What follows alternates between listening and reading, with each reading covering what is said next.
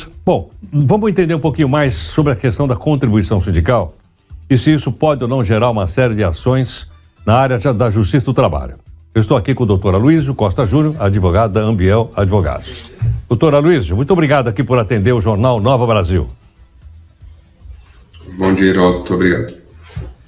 Doutor Aloysio, o pessoal vai bater na porta da Justiça para discutir aí dessa questão da contribuição sindical ou contribuição assistencial? Os nomes às vezes me atrapalham. A contribuição sindical era aquele antigo imposto sindical, que era obrigatório para todos os trabalhadores, correspondente a um dia de trabalho por ano.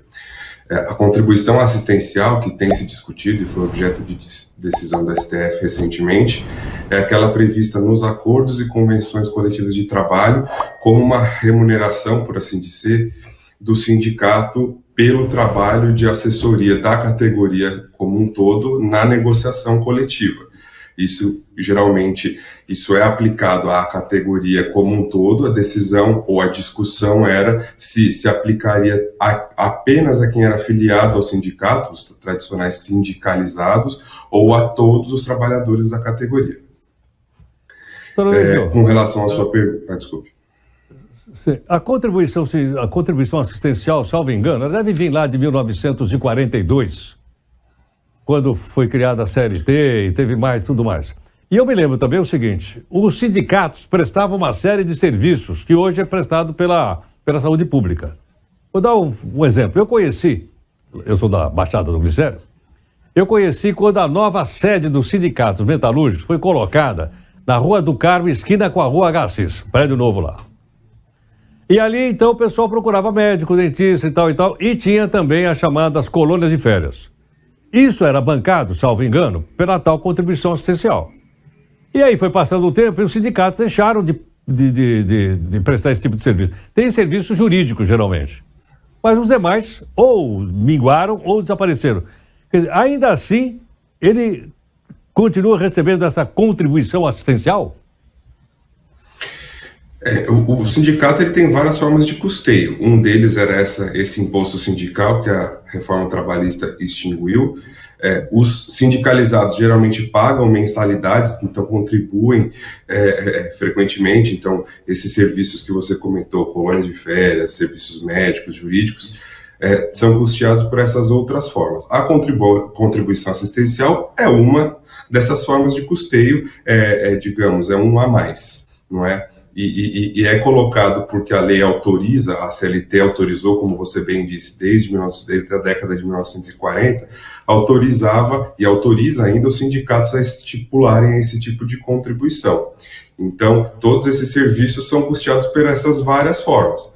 A questão aqui esse tipo de contribuição assistencial prevista nas normas coletivas podem ser cobradas também dos não sindicalizados, diferentemente, por exemplo, do que eu falei dessas mensalidades de quem é filiado de fato, mas como o Supremo Tribunal Federal decidiu recentemente, os empregados podem se recusar ou se opor a essa cobrança. Então, Luiz, quer dizer que então, o sindicato era mantido pelo imposto sindical. Aí acabou o imposto sindical.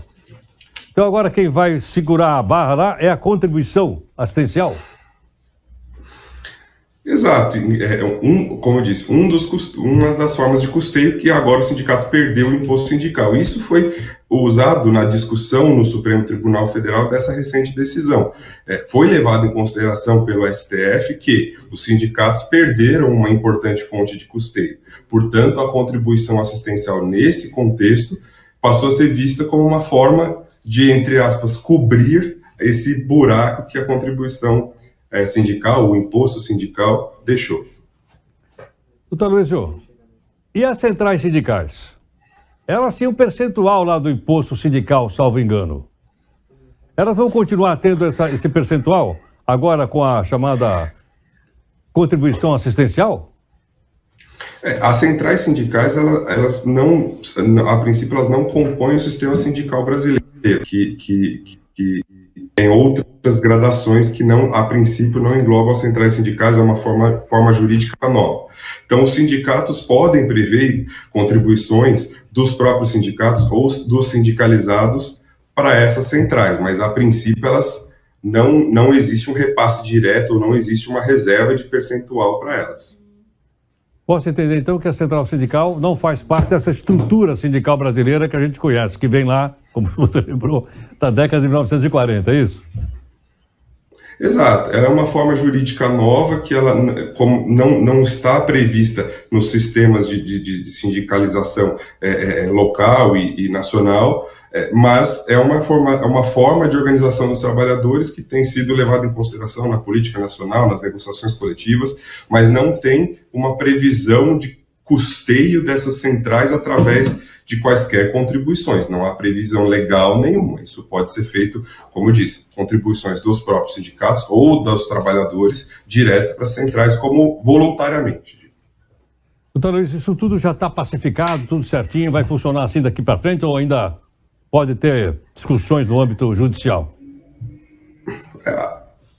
Agora, como essa decisão do Supremo determinou apenas que é constitucional a cobrança da contribuição sindical, da contribuição assistencial de quem não é filiado, pode haver discussões, seja dos sindicatos, no sentido de cobrar essa contribuição dos trabalhadores, inclusive retroativamente, porque não havia uma proibição legal, agora passou a ser uma permissão. Isso foi apenas uma interpretação desse tipo de cobrança à luz da Constituição, mas também pode ser objeto de contestações dos trabalhadores que não quiserem ou que não querem pagar, de tentar se opor ou de cobrar do empregador eventuais descontos feitos a esse título ou de se defender de cobranças dos sindicatos. Perfeitamente. Doutor Luiz, muito obrigado aqui pela participação no Jornal Nova Brasil.